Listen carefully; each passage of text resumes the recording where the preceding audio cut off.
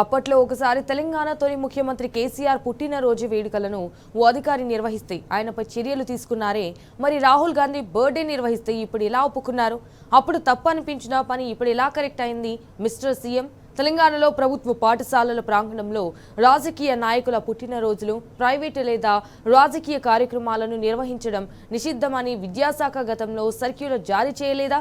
ఆలియా పాఠశాలలో రాహుల్ పుట్టినరోజు వేడుకలకు మంత్రి పొన్నం ప్రభాకర్, ఎంపీ అనిల్ కుమార్ యాదవ్, పలువురు కాంగ్రెస్ నేతలు హాజరు కాలేదా? పాఠశాలలను కేవలం విద్యా కార్యకలాపాలకు మాత్రమే ఉపయోగించాలని అప్పుడు చెప్పిన నీతులు ఇప్పుడేమయ్యాయి? ఈ నిబంధనలను ఉల్లంఘిస్తే ప్రధానోపాధ్యాయులపై సస్పెన్షన్ వేటు పడుతుందని చెప్పి చేతులు దులుపుకోవడమేనా? తొలి సీఎం కేసీఆర్ మాజీ మంత్రి కేటీఆర్ జన్మదిన వేడుకలను స్కూల్ ప్రాంగణంలో నిర్వహించి విద్యార్థులతో నినాదాలు చేయించినందుకు హెడ్ మాస్టర్లను సస్పెండ్ చేసిన విషయం మర్చిపోయారా? ఇటు పాఠశాలలను రాజకీయ కార్యక్రమాలకు, రాజకీయ నాయకుల పుట్టినరోజు వేడుకలకు నినాదాలు చేయడానికి అనుమతించకూడదని ఇచ్చిన సర్క్యులర్ అటకెక్కిందా? అది కాంగ్రెస్ సర్కారుకు ఒక రూల్, ప్రతిపక్షాలకు మరో రూల్ అంటూ వెల్లువెత్తుతున్న విమర్శలకు మిస్టర్ చీఫ్ మినిస్టర్స్ ఇచ్చే ఆన్సర్ ఏంటి?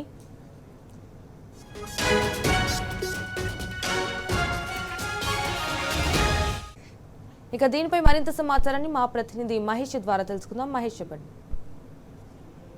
సంజన, కాంగ్రెస్ అగ్రనేత రాహుల్ గాంధీ జన్మదిన వేడుకలు ప్రభుత్వ పాఠశాలలో జరపడంపై విద్యాశాఖ అధికారుల తీరుపై విమర్శలు వెలువెత్తుతున్నాయి. రాష్ట్రంలో ప్రభుత్వ పాఠశాల ప్రాంగణంలో రాజకీయ నాయకుల పుట్టినరోజులు, ప్రైవేట్ లేదా ఇతర రాజకీయ కార్యక్రమాలు నిర్వహించడం నిషిద్ధమంటూ కాంగ్రెస్ సర్కార్ అధికారంలో వచ్చిన కొత్తలో విద్యాశాఖ అధికారుల చేత సర్క్యులర్ జారీ చేసింది. ఆ నిబంధనలకు తూట్లు పొడుస్తూ నేడు రాహుల్ గాంధీ బర్త్డే సందర్భంగా అలియా స్కూల్లో వేడుకలు నిర్వహించారు. ఈ కార్యక్రమంలో మంత్రి పొన్నం ప్రభాకర్, రాజ్యసభ సభ్యుడు అనిల్ కుమార్ యాదవ్, పలువురు కాంగ్రెస్ నేతలు పాల్గొన్నారు. విద్యాశాఖ మార్గదర్శకాల ప్రకారం ఇటు పాఠశాలలను కేవలం విద్యా కార్యకలాపాలకు మాత్రమే ఉపయోగించాలని గతంలో జారీ చేసిన సర్క్యులర్ కి విరుద్ధంగా ఈ వేడుకలు జరపడంపై విమర్శలు వెల్లువెత్తుతున్నాయి. ఈ నిబంధనలను ఉల్లంఘిస్తే ప్రధానోపాధ్యాయులపై సస్పెన్షన్ వేటు పడుతుందని గతంలో విద్యాశాఖ పేర్కొన్నది.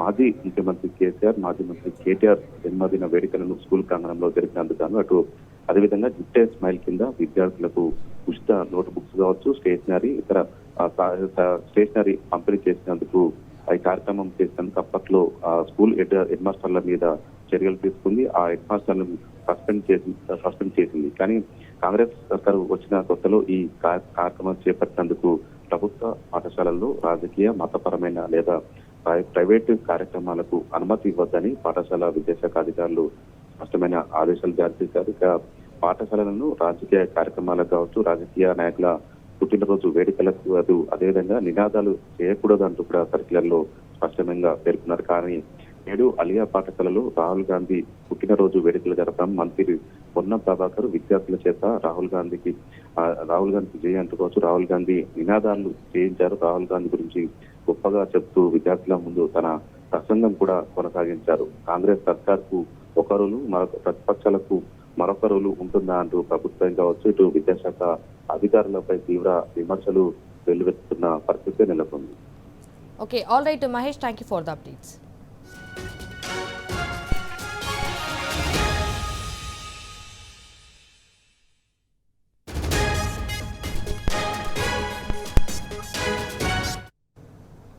ఇప్పుడు టాప్ 4 న్యూస్ లో సెకండ్ టాపిక్ చూద్దాం. యూరియా యాప్ ను రద్దు చేయాలని డిమాండ్ చేస్తూ ఆదిలాబాద్ జిల్లా ముఖ్రాకే రైతులైతే వినూత్నంగా నిరసన తెలిపారు. మాజీ సర్పంచ్ గాడిగే మీనాక్షి, మాజీ ఎంపీటీసీ గాడిగే సుభాష్ ఆధ్వర్యంలో ఒంటికాళ్లపై మోకాళ్లపై నిలబడి ప్రభుత్వానికి వ్యతిరేకంగా నినాదాలు చేశారు. అయితే షాపులో లేని యూరియా యాప్ లో ఉంటుందా అని నిలదీశారు మాజీ ఎంపీటీసీ సుభాష్.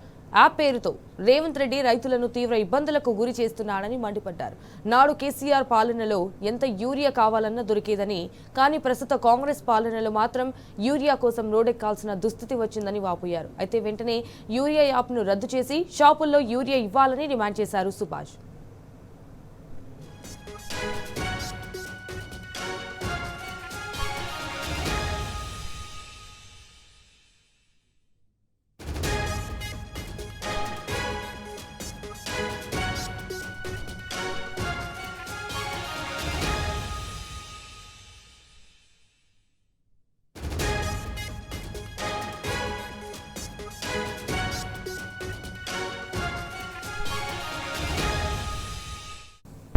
ఇక దీనిపై మరింత సమాచారాన్ని మా ప్రతినిధి రాజు ద్వారా తెలుసుకుందాం. రైట్ రాజు, మరి ఇటు యూరియా యాప్ కి సంబంధించిన అసలు అప్డేట్స్ ఏంటి? ఇటు రాష్ట్ర వ్యాప్తంగా కూడా యూరియా కోసం రైతులు పడరాని పాటలు పడుతున్నారు. గత సంవత్సరం యూరియా కోసం అష్ట కష్టాలు పడ్డ రైతులు ఈ కాలంలో కూడా ఈ వర్షాకాలంలో ఈ యాసంగి మొదలవుతున్న నేపథ్యంలో రైతులకు యూరియా కష్టాలు మాత్రం తప్పడం లేదు. ముఖ్యంగా ఆదిలాబాద్ జిల్లా వ్యాప్తంగా కూడా ఈ యూరియా కోసము రైతులు పడరాని పాటలు పడుతున్నారు. ఆదిలాబాద్ జిల్లా ఇచ్చోడ మండలం ముక్రాకే గ్రామంలో రైతులు యూరియా యాప్ ను రద్దు చేయాలని డిమాండ్ చేస్తూ ఒంటికాలిపై అలాగే మోకాలపై నిలబడి వినూత్నంగా నిరసన వ్యక్తం చేయడం జరిగింది. పంట పొలాల్లో నిలబడి ఈ మోకాలపై నిరసన వ్యక్తం చేయడం జరిగింది. మాజీ సర్పంచ్ మీనాక్షి అలాగే మాజీ ఎంపీటీసీ గాడిగ సుభాష్ అలాగే రైతుల ఆధ్వర్యంలో ఈ నిరసన కార్యక్రమం కొనసాగడం జరిగింది. గత సంవత్సరం పూర్తిగా తాము ఇటు యూరియా కోసంతో పాటు ఇటు విత్తనాల కోసము అటు పంటను అమ్ముకునేందుకు పడాలని పాటుపడ్డామని, ఈ సంవత్సరం కూడా యూరియా కోసం పడాలని పాటుపడుతున్నామని, ముఖ్యంగా ఆదిలాబాద్ వంటి వెనుకబడిన జిల్లాలో ఇటు గిరిజన ప్రాంతాలలో అటవీ ప్రాంతాల్లో సాంకేతిక సమస్యతో తాము అనేక ఇబ్బందులు ఎదుర్కొంటున్నామని, అలాగే ఇటు తమకు యూరియా యాప్ లో తమ యూరియా దొరకక ఎన్నో ఇబ్బందులు ఎదుర్కొంటున్నామని, తమ గ్రామానికి వచ్చిన ఈ 300 బస్తాలు క్షణాల్లోనే ఆన్లైన్ లో ఈ యాప్ లో బుక్ చేసుకోవడం వల్ల తమ గ్రామానికి యూరియా దొరకని పరిస్థితి ఏర్పడిందని, తమకు ఎక్కడో యూరియా లభ్యం ఉన్న దగ్గర మాత్రమే తమకు దూర ప్రాంతాల్లో యూరియా బుక్ కావడంతో అక్కడ నుంచి తీసుకురావాలంటే తమకు రవాణా ఛార్జీలు తడిసి మోపడవుతున్నాయని, అలాగే ఇటు అనేక ఇబ్బందులు పడుతున్నామని, పాత పద్ధతి విధానంలో గత బీఆర్ఎస్ ప్రభుత్వ హయాంలో యూరియా సరఫరా జరిగిన విధంగానే ఈ ప్రభుత్వం కూడా పాత పద్ధతిలోనే యూరియాను సరఫరా చేయాలని ప్రధానంగా డిమాండ్ చేయడం జరిగింది. తమ గ్రామంలో మాత్రం సాంకేతిక సమస్యలు ఉన్నాయని, యూరియా యాప్ కోసము ఎన్నో ఇబ్బందులు ఎదుర్కొంటున్నామని, యాప్ లో ఈ యూరియా బుక్ కాకపోవడంతో చాలా అనేక ఇబ్బందులు ఎదురవుతున్నాయి. ఇప్పటికైనా ప్రభుత్వం వెంటనే స్పందించి యాప్ లో కాకుండా పాత విధానంలోనే ఈ యూరియాను అందజేయాలని ప్రధానంగా రైతులు డిమాండ్ చేయడం జరుగుతుంది. Okay, all right Raju, thank you for the updates.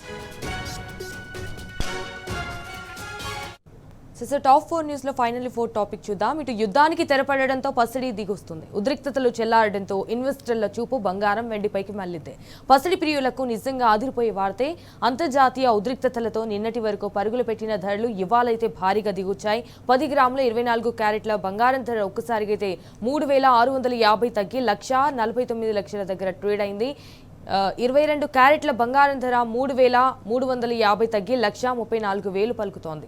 ఇటు వెండి ధరలో కూడా పతనం కొనసాగుతోంది. కిలో వెండి నిన్నటితో పోలిస్తే 15,000 దిగొచ్చింది. ప్రస్తుతం మార్కెట్లో వెండి ధర 2,55,000గా ఉంది. మరోవైపు వారాంతంలో స్టాక్ మార్కెట్లు కూడా భారీ నష్టాల్లోకి జారుకున్నాయి. ఇటు అంతర్జాతీయ మార్కెట్ల ప్రతికూల పవనాలు మదుపర్ల సెంటిమెంట్ కూడా దెబ్బతీశాయి. దీంతో పాటు ఐటీ రంగ షేర్ల అమ్మకాలు సెన్సెక్స్ నిఫ్టీలను కూడా కుదిపేశాయి. ఎర్లీ ట్రేడింగ్లోనే సెన్సెక్స్ 800 పాయింట్లు దిగజారుగా నిఫ్టీ 24,000 మార్కు కోల్పోయింది. అయితే డాలర్తో రూపాయి మార్కం విలువ 10 పైసలు పెరిగి 94.30 వద్ద ఆగింది. దీనిపై మరింత సమాచారాన్ని మా ప్రతినిధి యాసర్ ద్వారా తెలుసుకుందాం. Right Yasir, what's updates? దేశీయ మార్కెట్ లో బంగారం ధరలు ఇవాళ ఒక్కసారిగా కుప్పకూలాయి. అంటే బంగారం ధరలు క్రమంగా ఇవాళ తగ్గుతూ వస్తున్నాయి. ఏదైతే పశ్చిమాసియా ఉద్రిక్తతల కారణంగా బంగారం ధరలు ఊహించని మార్పులు అయితే కనిపించాయి. యుద్ధం సమయంలో ధరలు భారీగా దిగి వచ్చాయి. అయితే యుద్ధం ఆగిపోయిందని డీల్ కుదిరినట్లు ఏదైతే అమెరికా ప్రెసిడెంట్ డొనాల్డ్ ట్రంప్ ప్రకటించిన నేపథ్యంలో బంగారం ధరలు మళ్ళీ పెరిగాయి. అయితే ఆ తర్వాత ధరలు యూటర్న్ తీసుకుంటున్నాయి. అప్పుడు పెరిగిన బంగారం రేట్లు మళ్ళీ ఇప్పుడు దిగి వస్తున్న పరిస్థితి ఉంది. అంటే ఇవాళ మొత్తాన్ని చూసుకున్నట్లయితే బంగారం ధరలు ఒకసారిగా తగ్గాయని చెప్పొచ్చు. ప్రధానంగా ఇవాళ బులియన్ మార్కెట్ లో గోల్డ్ సిల్వర్ ధరలు చూసుకున్నట్లయితే ఇవాళ 24 క్యారెట్ల బంగారం ధర 3,650 తగ్గింది. దీంతో ఇవాళ 24 క్యారెట్ల బంగారం ధర 1,45,860 వద్ద ట్రేడ్ అవుతుంది. దాంతో పాటు అదే క్రమంలో 22 క్యారెట్ల బంగారం ధర కూడా 3,350 తగ్గింది. దీంతో ఇవాళ 1,33,700కు 22 క్యారెట్ల బంగారం ధర ఉంది. దాంతో పాటు 15,000 కిలో వెండిపై 15,000 తగ్గి ప్రస్తుతం కిలో వెండి ధర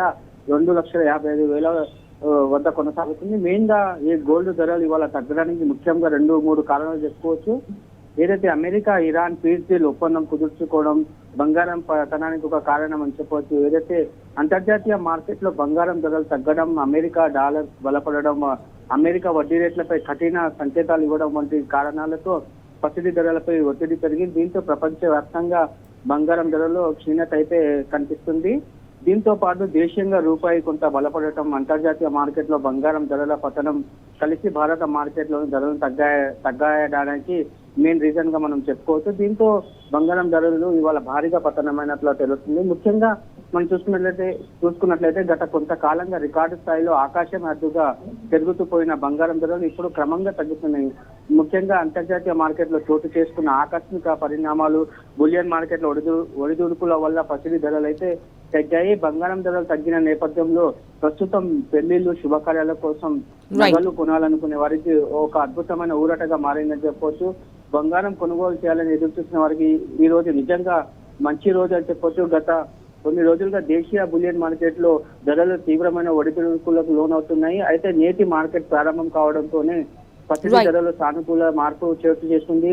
బంగారం ధరలు తగ్గుముఖం పట్టడం, పెళ్లిళ్ల శుభకార్యాలు లేదా పెట్టుబడి కోసం బంగారం కొనుగోలు చేయాలని ప్లాన్ చేస్తున్న వినియోగదారులకు ఇది ఒక గొప్ప ఉపశమనాన్ని కలిగిస్తుందని చెప్పొచ్చు.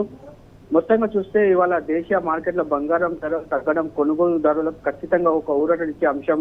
ఏదేమైనప్పటికీ మార్కెట్ నిపుణుల ప్రకారం రాబోయే రోజుల్లో అంతర్జాతీయ ఆర్థిక పరిస్థితులు, డాలర్ కదలికలు మరియు కేంద్ర బ్యాంకు నిర్ణయాలు వెండి ధరలపై గణనీయ ప్రభావాన్ని చూసే అవకాశం అయితే ఉంది. బంగారం కొనుగోలు చేయాలని వరకు మార్కెట్ అప్డేట్స్ గమనిస్తూ నిర్ణయాలు తీసుకోవడం మంచిదని నిపుణులు సూచిస్తున్నారు. Okay, all right Acer, thank you for the updates.